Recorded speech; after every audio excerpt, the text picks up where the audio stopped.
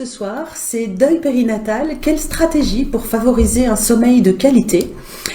En effet, dans le contexte du deuil périnatal, et souvent ou du deuil en général même, le sommeil est souvent capricieux, les angoisses arrivent lorsqu'il est l'heure d'aller se coucher, on a du mal à aller dormir, on a la tête pleine de pensées pas forcément agréables. Les réveils nocturnes sont fréquents et parfois c'est pareil, de nouveau les petits vélos se remettent en route et vous empêchent de vous rendormir. Et donc dans ce live, on va découvrir en quoi il est important de retrouver un sommeil de qualité pour faire face à l'épuisement qui est induit par la situation de deuil. Et puis je vous partagerai en fin de live quelques idées à mettre en œuvre qui peuvent favoriser votre sommeil. Alors dans ce live, mon intention, il est de vous sensibiliser sur l'importance de retrouver un bon sommeil dans la vie en général, parce que le sommeil c'est quelque chose de très important pour vivre en bonne santé, et puis en particulier dans le cadre du deuil périnatal, et je vous partagerai donc quelques pistes pour y contribuer. En effet, lorsqu'on traverse un deuil, eh bien, il y a plusieurs choses qui sont très perturbées. Ce qui est assez commun à toutes les personnes qui traversent un deuil, c'est la baisse de confiance en soi, la baisse de l'estime de soi. C'est d'ailleurs ce que je travaille avec les personnes que j'accompagne pour que justement aller vers un mieux-être. Il y a des difficultés de concentration qui sont à la fois cause, conséquence d'un sommeil capricieux, avec des difficultés d'endormissement et des réveils nocturnes qui sont souvent fréquents ou alors très tôt le matin et avec un temps de sommeil qui est complètement insuffisant. Alors pour commencer, on va voir pourquoi est-ce qu'il est important en fait de bien dormir et surtout à quoi sert le sommeil. En fait, on peut avoir tendance à penser que le sommeil est quelque chose de parfaitement inutile et du temps perdu. Eh bien, il n'en est rien, car le sommeil, il a une importance clé dans nos fonctions vitales. Il intervient vraiment dans notre bien-être et dans le bien-être de notre corps aussi, hein. La durée du sommeil moyen pour un adulte, c'est la durée moyenne, elle est de 7 heures, sachant qu'une moyenne, c'est fait d'une somme de différences et que parmi les gens qui font partie de cette moyenne, il y a les petits dormeurs qui seraient plutôt sur des 6 heures, 6 heures et demie de temps de sommeil et avec ça, ils sont super bien. Et puis, les plus gros dormeurs qui peuvent avoir besoin de 8, 9 heures. Voilà, vous connaissez votre sommeil habituel. Ce qui est important, en fait, quand on a des troubles du sommeil dans le cadre du deuil, c'est de les comparer à notre sommeil habituel.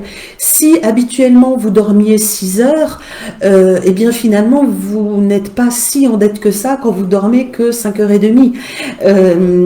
Et si habituellement vous dormiez plutôt 9 heures et que vous êtes à 5-6 heures, là effectivement il peut y avoir beaucoup de fatigue qui s'accumule.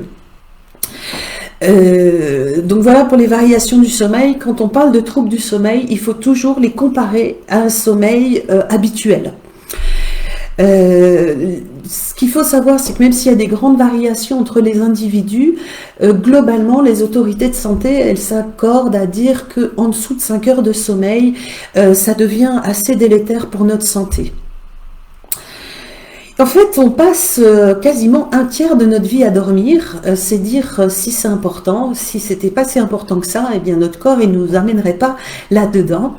Et globalement, eh bien une personne sur 3 est concernée par des troubles du sommeil. Ça fait partie aussi de la consommation de médicaments. Pour autant, on a les moyens parfois de gérer avec des méthodes douces qui seront tout aussi efficaces, et l'idée c'est quand même d'aller retrouver un sommeil naturel et spontané de qualité. Parfois les médicaments peuvent aider, mais on peut déjà essayer les petites méthodes douces et on peut avoir déjà un sacré succès avec tout ça. Le sommeil, ça sert à quoi? Eh bien ça sert à la récupération mentale et corporelle, ça sert aux deux.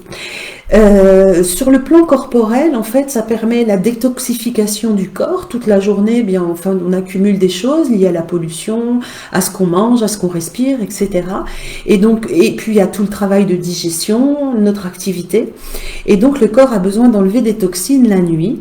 Donc c'est entre autres la fonction du sommeil, c'est de permettre au corps de se régénérer alors qu'il est au repos. Le sommeil, il a une influence sur le bon fonctionnement de notre système immunitaire. Donc très important de bien dormir, et en particulier dans ces périodes à la fois de saison qui est propice à plus de maladies, et en particulier du Covid. Il stimule la créativité. Alors, comment il stimule la créativité? Par le biais des rêves, en fait. Les rêves nous invitent justement à créer et à faire des choses quand ils sont agréables. Il sert à réguler nos émotions, et il apaise les émotions violentes. Et en ça, il est super important dans le cadre du deuil, où le deuil génère des émotions extrêmement violentes. Et du coup, le fait d'avoir un sommeil de qualité va aider au chemin du deuil. On va voir tout à l'heure comment ça fonctionne. Il sert aussi à notre équilibre hormonal. Et en fait, notre équilibre hormonal, c'est lui qui dirige beaucoup de fonctions dans notre corps. Il est utile à la digestion, et il est également indispensable à la mémorisation et à l'organisation des informations dans notre cerveau. Alors en fait, c'est là peut-être la fonction... non, je ne vais pas le grader, j'allais dire c'est la fonction principale, pas vraiment. Mais en fait, toute la journée, on accumule un tas d'informations qui sont plus ou moins importantes, qu'on a besoin plus ou moins de mémoriser, de mettre en lien, d'ordonner. Et en fait, pendant le sommeil où on ne fait plus rien d'autre, eh bien, on range. C'est un petit peu comme si vous aviez votre ordinateur. Toute la journée, vous faites des tas d'activités différentes, avec des programmes différents. Et vous pouvez vous retrouver à la fin de la journée à avoir utilisé des tas de programmes et avoir rentré des tas de données. Et c'est comme si l'ordinateur, il rangeait tout seul dans les bons dossiers, aux beaux endroits, et pour que tout soit bien rangé le lendemain matin, quand vous reprenez votre ordi. Eh bien, le cerveau, il fonctionne comme ça. En fait, il utilise toutes les données qui ont été stockées dans une partie de la mémoire dans la journée, et le soir, il range, la nuit, il range et il met en ordre les choses. Il trie, il vire des choses qui sont pas intéressantes, il en met d'autres en lien. Et en fait, c'est là où c'est très intéressant dans le cadre du deuil, c'est que dans le temps de sommeil, en fait, nous permet d'intégrer progressivement la perte de l'être cher en remettant les choses en lien. Et donc, avec un sommeil de mauvaise qualité, eh bien parfois, il est difficile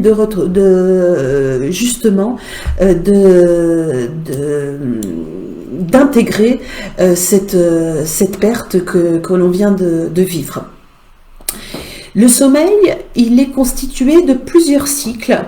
C'est comme un train avec plusieurs wagons, et à l'intérieur de chaque cycle, il y a une activité du cerveau qui a des fonctions différentes.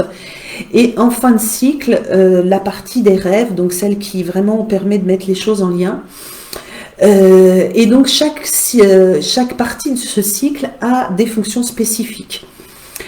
Globalement, ce train, il est accroché, il y a une locomotive, c'est le début du sommeil, et puis plusieurs wagons, c'est les différents cycles, et entre les wagons, normalement, on ne se réveille pas. Quand il y a des réveils nocturnes fréquents, c'est justement entre chaque cycle du sommeil où on se réveille et on n'arrive pas à se rendormir.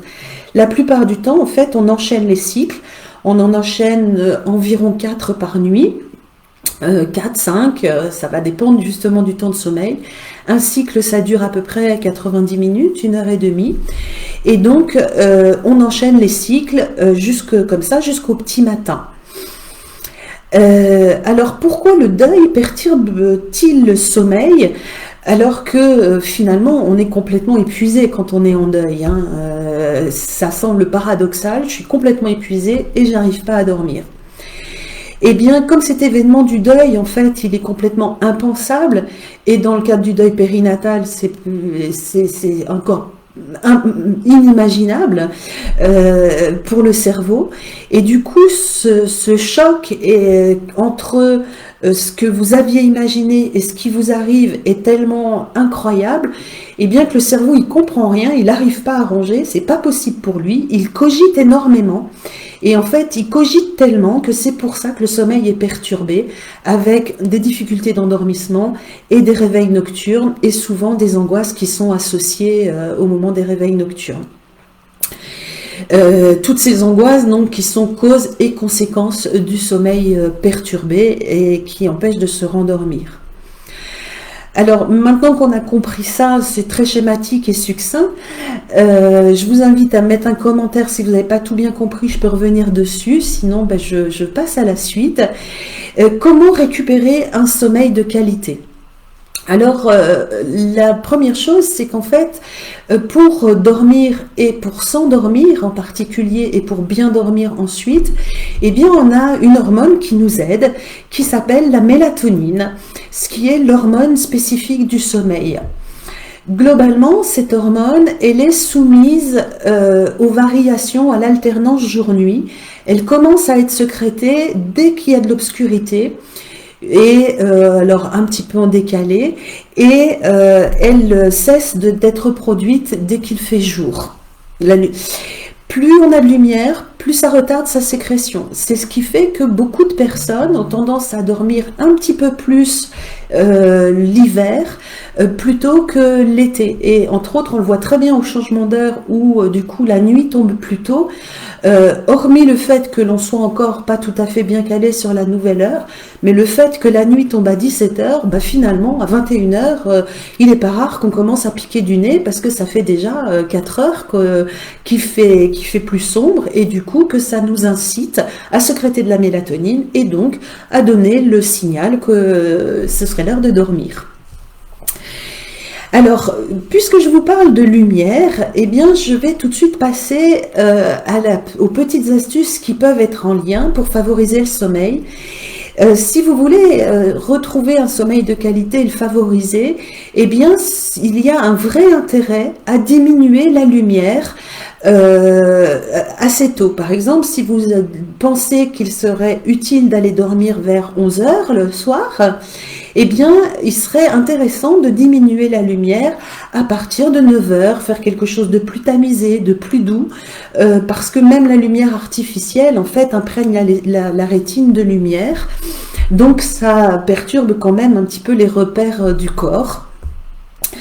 Une lumière qui perturbe particulièrement le sommeil, c'est la lumière bleue, et donc la lumière qui est en lien avec tous les écrans, que ce soit la télévision, l'ordinateur, les smartphones, les tablettes, enfin tout ce qui est écran en fait, qui a de la lumière bleue, ça vient aussi perturber l'endormissement et la sécrétion de mélatonine.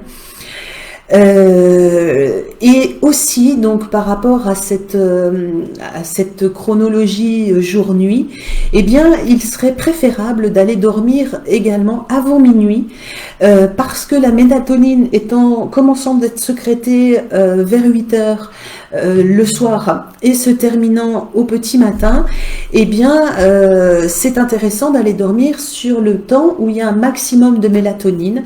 Et donc, les spécialistes du sommeil s'accordent à dire que globalement, on a un sommeil de meilleure qualité quand on va dormir avant minuit. Alors, je vois déjà peut-être des crispations possibles quand on dit « mais oui, mais moi, j'y arrive pas ». Eh bien, ça se rééduque, en fait, progressivement, de se dire « bon, ben allez, je vise 11h le soir pour aller dormir et je vais faire tout un rituel pour pouvoir m'endormir ». On va revenir dessus. Ce qu'il est intéressant aussi, c'est de savoir repérer les signes indicateurs de sommeil. En fait, le train du sommeil, un wagon de sommeil, ça dure à peu près 90 minutes. Et les moments où le train du sommeil revient régulièrement, c'est toutes les 90 minutes. Donc si par exemple à 21h30, eh bien vous commencez à avoir des signes précurseurs de sommeil. Alors je vous rappelle un petit peu les signes précurseurs du sommeil, c'est les paupières lourdes, c'est les yeux qui piquent, la vue qui se trouble, on bâille, on a plutôt un peu froid parce qu'en fait la température corporelle s'abaisse, ça c'est normal, et on est un peu plus ralenti, on est un peu moins vigilant, ça c'est les signes précurseurs du sommeil. Et en fait c'est le train du sommeil qui est en train de siffler et de dire coucou, ça vient, ce serait peut-être l'heure d'aller se coucher. Et je vous invite à être attentive à ces signes parce que ces signes vous disent que en surfant sur cette vague du train du sommeil qui arrive, eh bien, si vous allez vous coucher dans la foulée, dans les 15-20 minutes qui suivent le début de ces signes, eh bien, vous allez vraiment favoriser votre endormissement. Sinon, eh bien, si vous loupez ce train du sommeil, eh bien, la plupart du temps, il va de nouveau falloir attendre 1h30 avant que ce nouveau train repasse et qu'il puisse vous emmener dans les bras de Morphée. Alors, qu'est-ce que l'on pourrait avoir comme truc et astuce pour favoriser le sommeil? Je vous ai dit en début de live que les médicaments ne sont pas indispensables et je vous invite à plutôt commencer par ces trucs et astuces pour voir comment ça pourrait vous servir.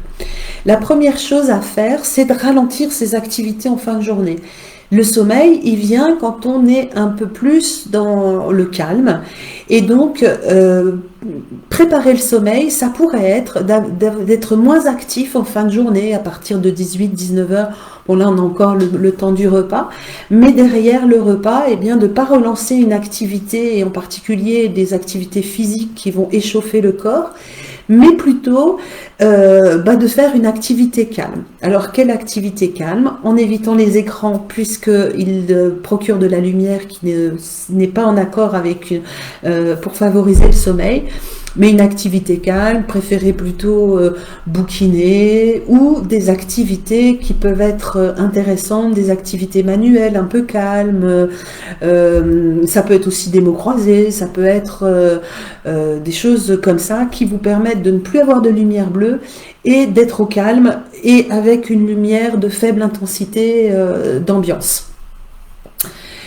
Ce qui est important, c'est d'aller de tester les différentes choses que je vais vous énumérer et puis de vous créer une routine. En fait, le cerveau adore la routine, même si parfois de cœur on n'aime pas les routines, mais le cerveau adore la routine et si vous voulez favoriser votre sommeil, ça peut être bien d'enclencher une petite routine. On sait le faire avec les enfants. Hein, on leur demande toujours d'être moins actifs. On leur propose des jeux plus calmes. On a la petite routine du on va brosser les dents, on boit un verre d'eau, on fait une petite histoire, un petit câlin, un truc comme ça. Et après, ils dorment. Et on met beaucoup de routines chez les enfants. Et puis, quand on devient adulte, on les oublie un peu, nos routines. Eh bien, c'est peut-être le moment de s'en recréer d'autres. Même si on est adulte, ça sera favorable à un meilleur sommeil. Si vous cogitez beaucoup, si en fait ce qui vous gêne pour vous endormir, ce sont vos pensées, les choses qui tournent en boucle dans votre tête, eh bien je vous invite à ouvrir un cahier ou des feuilles volantes, hein, ça vous faites un peu comme vous le souhaitez, mais à noter tout ce qui vous passe par la tête et qui vous casse les pieds. Écrivez, jetez sur le papier tout ce qui vous embête et en fait d'écrire ce qui vous embête, d'exprimer vos émotions même sur le papier, ça va permettre de les extérioriser, ça va permettre que ces émotions-là se sentent reconnues et vos émotions en se sentant reconnues vont souvent abaisser leur intensité et ça va... une fois que vous aurez libéré votre cerveau de vos pensées, eh bien, il y a de fortes chances pour que vous puissiez vous endormir plus sereinement. Ce que vous pouvez faire aussi pour évacuer les tensions de la journée, ça peut être d'avoir une pratique de relaxation aussi, alors soit juste avant de dormir, soit justement en début de soirée. Alors vous avez tout un tas de tutoriels de relaxation qui existent, en particulier sur YouTube. Je vais faire un peu de pub pour YouTube, mais vous tapez séance de relaxation ou méditation pour bien dormir. Vous avez tout un tas de choses là-dessus qui peuvent vous aider à favoriser votre sommeil. Une petite chose, alors peut-être que certains d'entre vous ont pris l'habitude de s'endormir devant la télé. Parfois, justement, quand on cogite beaucoup, on a l'impression que devant la télé, eh bien finalement, on pense moins, ce qui peut être vrai. Et puis, il y a un côté sécurisant à dormir dans le canapé, il reste de la lumière. Quand on a des angoisses, on a l'impression que ça nous aide. La difficulté, c'est que quand on s'endort dans le canapé, au moment où vous allez vous réveiller avec un peu mal partout, ou parfois ou froid, eh bien le fait de repartir dans votre chambre, d'aller dormir, ça va vous réveiller et hop, on est reparti pour 90 minutes de cogitations agitées sans pouvoir se rendormir. Donc, je vous invite plutôt, quand vous sentez les premiers signes de fatigue, à dire au revoir à votre canapé et à filer au lit, plutôt que de vous endormir dans le canapé qui risque de poser des problèmes de réendormissement plus tard. Et puis il y a aussi ce problème de lumière bleue avec la télé qui n'est pas forcément l'idéal. Évitez les écrans, de préférence au moins 1h30 avant l'heure du coucher. Pensez à justement sortir de vos écrans 1h30 avant de vous coucher, ça va vraiment vous aider. Préférez lire ou faire une activité calme.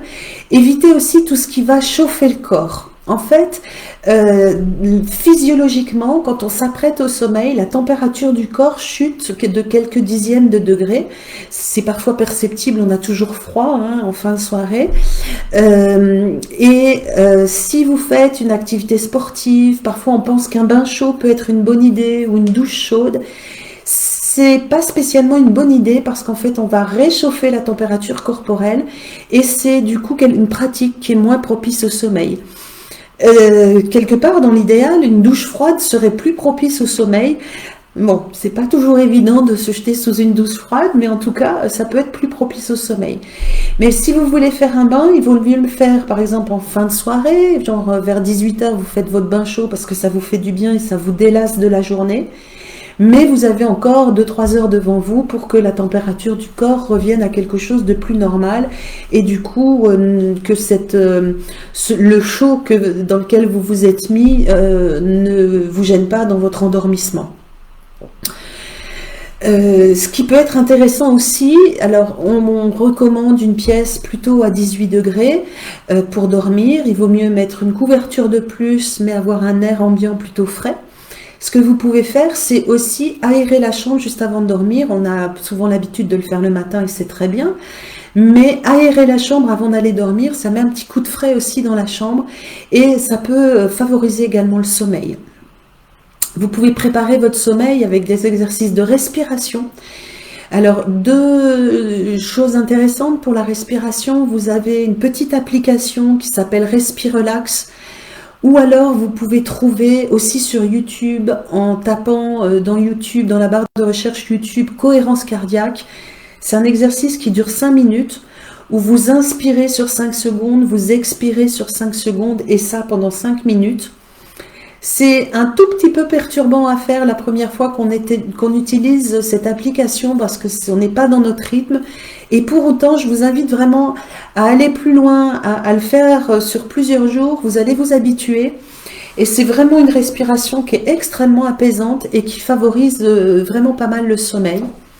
Et puis, il y en a une autre qui est intéressante, qui s'appelle box breathing en anglais. C'est la respiration carrée en français.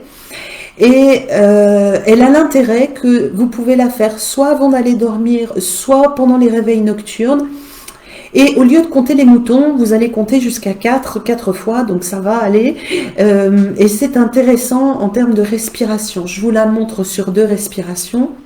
Ça donne ça. On inspire sur 4 secondes. On bloque sur 4 secondes. On expire sur 4 secondes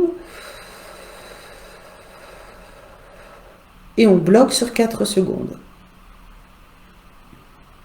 Je la refais sans commentaire.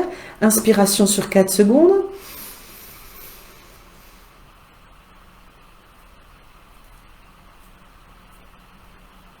Expire. Bloque.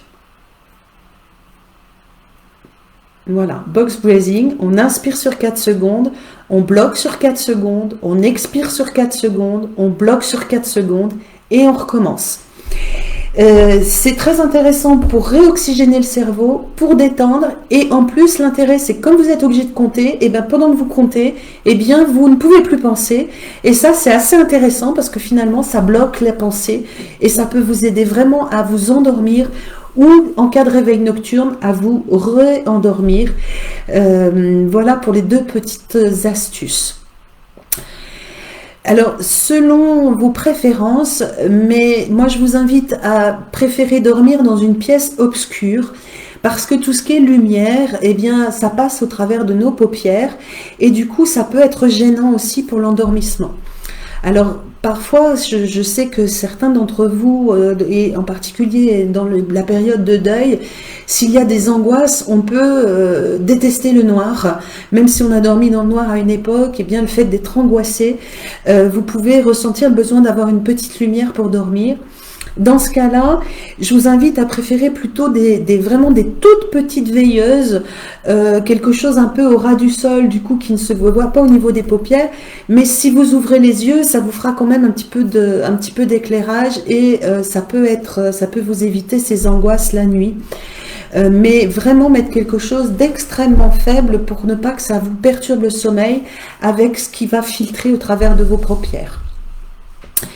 Et puis, quelques trucs et astuces en cas de réveil nocturne. On a tendance, quand on se réveille au milieu de la nuit, à regarder l'heure. Et puis, 2 heures du matin, on va tournicoter dans le lit, on ne sait pas quoi faire, gna gna gna, puis on regarde encore l'heure, et puis 2h30, et puis on tournicote, et puis 3 heures, et on s'agace. Eh bien, je vous invite, même si au début c'est un petit peu difficile et ça vous paraît incongru, eh bien, je vous invite, en cas de réveil nocturne, à ne pas regarder l'heure. Parce qu'en fait, ça brouille les pistes du cerveau, il ne sait pas quelle heure il est. Quand bien même il soit 6h30 et que vous deviez vous lever à 7h, eh ben, c'est pas grave, du coup, vous vous rendormirez pas, le réveil sonnera et c'est parfait. Mais en même temps, si vous vous réveillez au milieu de la nuit, en fait, ce réveil nocturne qui est matérialisé quand vous regardez l'heure, eh bien finalement, il a plus d'impact sur votre psychisme et vous avez plus tendance à être énervé. Donc, je vous invite vraiment à ne pas regarder l'heure. Si vraiment vous vous retournez dans votre lit comme une crêpe et que vous vous agacez, eh bien, plutôt que de gigoter et puis éventuellement de réveiller son conjoint, eh bien, si vous vous sentez vraiment trop éveillé pour vous rendormir, je vous invite à vous lever.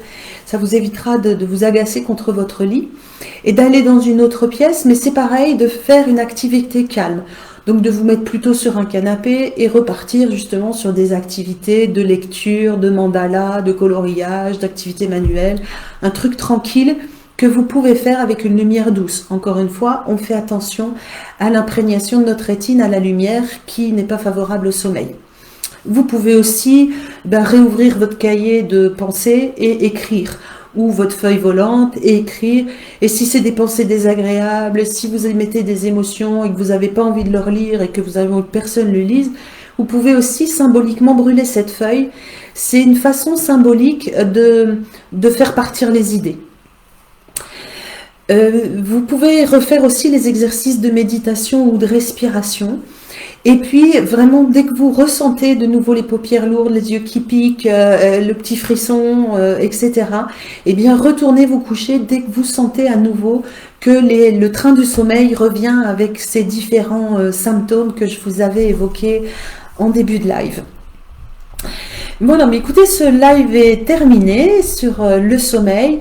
J'espère qu'il vous a apporté de la valeur. Si vous avez quelques questions, eh bien, il vous reste un tout petit peu de temps pour les poser, pour que je puisse les voir et vous répondre. Voilà, alors, en tout cas, mon but était vraiment de vous sensibiliser à l'importance d'avoir un sommeil de qualité, de vous donner quelques petites astuces pour vous aider à avoir ce meilleur sommeil. Et puis, si vous souhaitez vous faire accompagner parce que vous avez beaucoup de pensées qui vous assaillent et que c'est difficile pour vous de traverser ce deuil avec sérénité, eh bien, je vous invite à prendre contact avec moi. Je vous offre 45 minutes de coaching gratuit. Vous avez pour ça, sur ma page Facebook, et je vais le remettre en commentaire, la possibilité de prendre un rendez-vous en cliquant sur le lien que je vous mettrai, qui est un lien Calendly. C'est mon agenda en ligne. Vous prenez rendez-vous et puis on pourra échanger 45 minutes pour voir éventuellement comment je pourrais vous accompagner. En tout cas, ça vous permettra de faire le point sur votre deuil. Vous retrouvez toutes les informations donc sur ma page, sur le côté gauche, avec à la fois le lien Calendly et ma page internet aussi, où vous retrouvez aussi mon agenda en ligne sur ma page internet. Voilà, je vous souhaite une bonne soirée. Commencez tout de suite à appliquer bien les petites astuces que j'ai pu vous partager pour vous aider à vous endormir. En tout cas, rien de magique, ça marche pas du jour au lendemain. Vraiment, s'il y a une idée phare à retenir, c'est aussi de se créer une routine, de tester les différentes choses que je vous ai proposées pour voir ce qui marche le mieux pour vous, et puis de vous lancer dans cette routine et surtout Peut-être de commencer à vous imposer un horaire, dire bah tiens, je vais me coucher tous les soirs à 11 heures, à 23 heures pour vraiment profiter de la mélatonine et de vous mettre en condition pour aller dormir et pour pouvoir récupérer parce que votre sommeil est capital pour récupérer de ces événements douloureux que vous traversez.